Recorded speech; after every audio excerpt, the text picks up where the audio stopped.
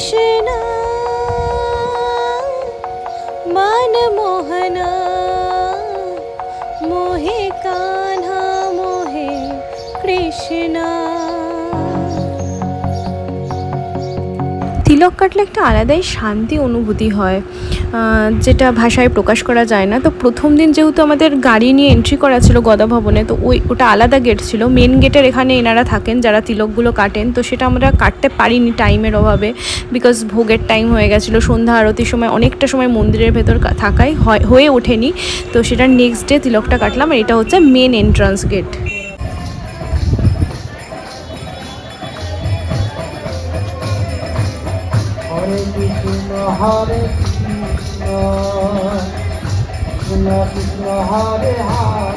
हरे कृष्ण कृष्ण कृष्ण हरे हरे, हरे राम राम राम हरे हरे। कृष्ण तन कृष्ण मन कृष्ण कृष्ण सुमिरन। এখন বাজে দুপুর 2:30-3টে, তো ঠাটা পড়া একদম রোদ। তো সেই সময় আমরা ঘুরছি, বিকজ আমরা পৌঁছেছিলাম 10:30 সাড়ে 10টা নাগাদ। রুমে ঢুকতে ঢুকতে সব ফ্রেশ ট্রেশ হয়ে বেরাতে মোটামুটি আমাদের 1টা বেজে গেছিলো। তো ভোগের টাইম হয়ে গেছে, তো আমরা ভোগ ঠোক খেয়ে তারপর গোশালা এবং পুরো পরিবেশটা ঘুরতে বেরিয়েছিলাম। আর শুনতে পাচ্ছ পাখির ডাক, চারিদিকে সবুজ ফুল গাছ দিয়ে সাজানো, ভীষণই সুন্দর একটা প্রাকৃতিক পরিবেশ। আর এটা হচ্ছে গদা ভবনের এর আগের পার্টে আমি রুম ট্যুরটা দিয়েছিলাম, এটা হচ্ছে বাইরের পোর্শনটা। ফার্স্ট পার্টে সমস্ত ডিটেলস দেওয়া রয়েছে, তোমরা অবশ্যই ভিডিওটা দেখে নিও।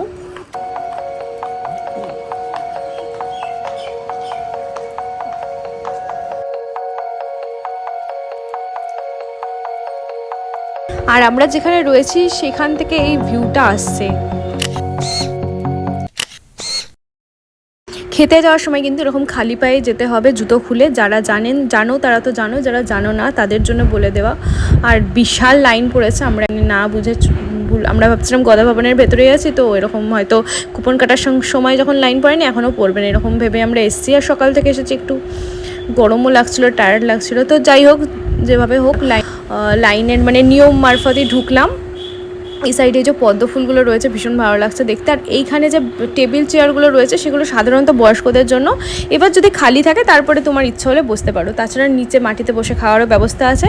কিন্তু আগে যেমনভাবে দেওয়া হতো এখন আর সেভাবে দেওয়া হয় না, এখন সেলফ সার্ভিস, নিজে গিয়ে থালা নিতে হবে এবং খাবার নিতে হবে, এবং থালাটা নিজেকেই নামিয়ে রাখতে হবে, এঁঠো থালাটা। তো আমরা এখন যাচ্ছি সেলফ সার্ভিস, ওখানে গিয়ে খাবার নিয়ে আসতে হবে। আর এখানে এই যে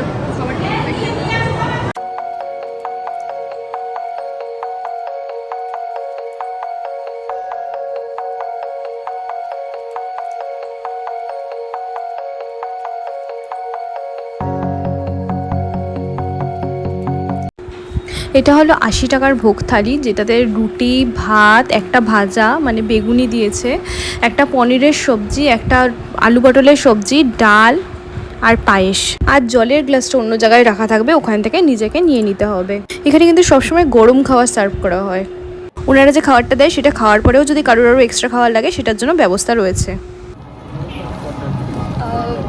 এবার বাধ্য হয়ে টোটোতে যেতে হচ্ছে, বিকজ গরুর গাড়িগুলো এখন বন্ধ হয়ে গেছিলো। আগের বার গরুর গাড়িতে গেছিলাম, ভীষণ ভালো। আর এই রাস্তাটা দেখার মতন, ভীষণ একটা গ্রাম্য পরিবেশ, সবুজ, তারপরে পুকুর, বেশ ভালো লাগে। যেহেতু অনেক লোকের ভোগ একসাথে রান্না হয়, এখানে বড় বড় কড়াই দিয়ে রান্নার আয়োজন করা রয়েছে। আর এই চারিদিকটা পুরো সবুজে সবুজ, একটা সুন্দর গ্রাম্য পরিবেশ এবং একটা ঠান্ডা হাওয়া। এদিকটা বিকালের পরে বন্ধ হয়ে যায় না, বিকালের পরে আর এদিকে আসা যায় না নাকি? 6টা অবধি না?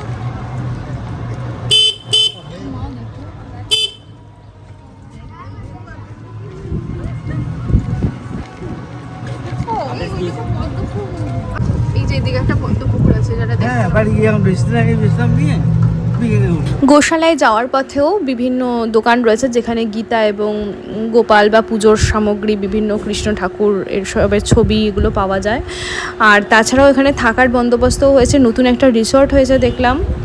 আর এখানে গোশালায় ঢোকার ঠিক বাঁ দিকেই টোটোর বিভিন্ন চার্ট দেওয়া রয়েছে কোথায় যেতে কত ভাড়া, যাতে কারোর অসুবিধা না হয় সুবিধার্থে। আর গোশালায় ঢুকেই যে কাউন্টারটা রয়েছে এখানে না একদম খাঁটি পনির, ঘি, দুধ, মধু এইসব পাওয়া যায়, যেগুলো ভীষণ টেস্টি সত্যি কথা। লস্যি আমরা আগেরবারও খেয়েছিলাম, ক্ষীরটা তো অসাধারণ খেতে, বাট এবার দুপুরে যেহেতু ওখান থেকে একদম লাঞ্চ করে এসেছি, ক্ষীরটা এবার আর খেতে পারবো না, পেটের জায়গা নেই। তো তোমরা আসলে অবশ্যই ট্রাই করো, আমি রেকমেন্ড করবো, দারুণ টেস্টি। বাট লস্যিটা আমরা খাবো বিকজ গরমে ঘুরে ঘুরে আমরা প্রচণ্ড হাঁপিয়ে গেছি। এবার যাচ্ছে গোশালার ভেতরে গোমাতার দর্শন করতে। যেটা আগের বছর একটা জিনিস ভালো লেগেছিলো আমার, যেখানে এখানে বিভিন্ন গরুগুলোর না নাম লেখা ছিল, এখন দেখছি নামগুলো সরিয়ে দিয়েছে, উঠিয়ে দিয়েছে, বাট গরুগুলোর জন্য দেখো কি সুন্দরভাবে গোমাতাদের জন্য কি সুন্দর ফ্যানের ব্যবস্থা করা আছে যাতে গরম না লাগে।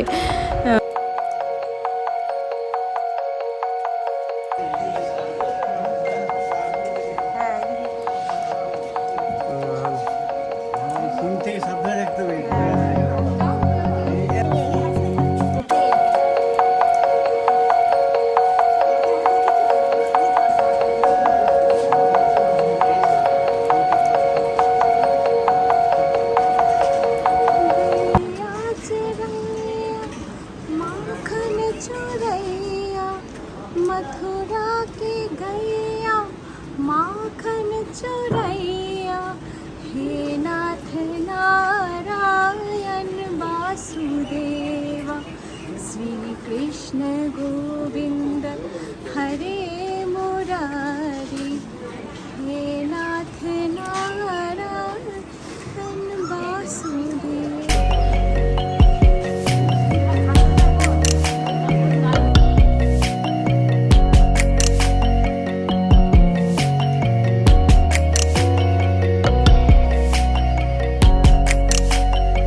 আগেই তো বললাম এখানে সব জিনিস খাঁটি এবং ভীষণ টেস্টি পাওয়া যায়, যেটা মানে শহরের দিকে একটু ভেজাল হয়ে যায়, বাট এখানে সেটা হয় না। ভীষণ টেস্টি আচার, মধু, আমলকি, দই, দুধ, ঘি, মিষ্টি ভীষণ টেস্টি। আমরা আগেরবারও খেয়েছি, নিয়ে গেছি নিমকি, বিভিন্ন জিনিস এখানে পাওয়া যায় এবং প্রাইস লিস্টগুলো দেওয়া রয়েছে, আমি সেগুলো দেখিয়ে দিচ্ছি যতটা সম্ভব। তোমরা চাইলে এখান থেকে শপিং করে নিতে পারো। আমরাও কিনেছি, আমরা ঘি নিয়েছি, পনির নিয়েছি, আর হচ্ছে লস্যি খেলাম একদম মানে খাঁটি দই, খাঁটি দুধের আর কি দই যে।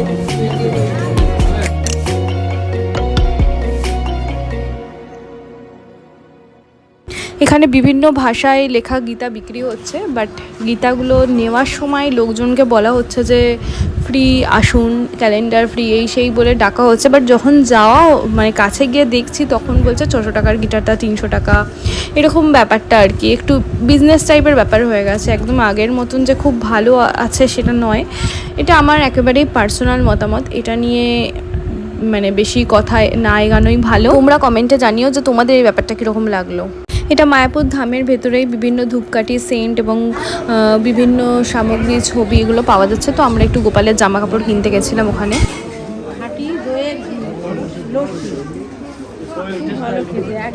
ভালো খেতে, হ্যাঁ খুব টেস্টি। এখন গরুর গাড়িগুলো বন্ধ করে দিয়েছে, বাট গরুর গাড়িতে গেলে একটা গ্রাম্য আলাদা ফ্লেভার পাওয়া যায়, যেটা ভীষণ ভালো লাগে। মেবি গরুদের কষ্ট হতো বলে হয়তো এটা করা হয়েছে, যেহেতু কৃষ্ণের বাহন বা তারা একটা প্রাণী, সেই কারণে এটা আমার ধারণা। তো হেঁটেই এসেছি, রোদে ঘুরে ঘুরে প্রচণ্ড কেলিয়ে পড়েছি, মুখ চোখ কালি হয়ে গেছে। আর মেন গেটে হচ্ছে যে টিলকটা পড়ে, সেটা তো আমরা মেন গেট অবধি মানে পৌঁছাতেই পারছি না, এত গরম বাইরে। আর এসছি আমরা উল্টো গেট দিয়ে, যেহেতু গাড়ি পার্কিংয়ের ব্যাপার ছিল, গদভবনে ঢুকেছি, তো এইবার আর সেটা হয়নি। তো এখন বাইরে থেকে গোশালা টোশালা দেখে এসে ঘরে এসে জাস্ট একটু রেস্ট নিয়ে আবার বিকালবেলা বেরাবো। কিন্তু আরতিটা আমি তোমাদের সাথে শেয়ার করতে পারবো না, বিকজ মন্দিরের ভেতরে তো ক্যামেরা বা ফোন অ্যালাউ নেই। মুখ চোখ বুঝতেই পারছো, ভীষণ টায়ার্ড লাগছে, ভীষণ টায়ার্ড লাগছে। এটা আমাদের রুম আর রিসেপশন থেকে বেরিয়ে বাইরের অংশটা এত ফুল ফুটে আছে, ভীষণ সুন্দর লাগছে, যেটা তোমাদের সাথে শেয়ার না করে পারলাম না। বিশেষ করে পদ্ম ফুলগুলো যে এইটুকুনি জায়গায় হয়েছে সেটাই দেখার।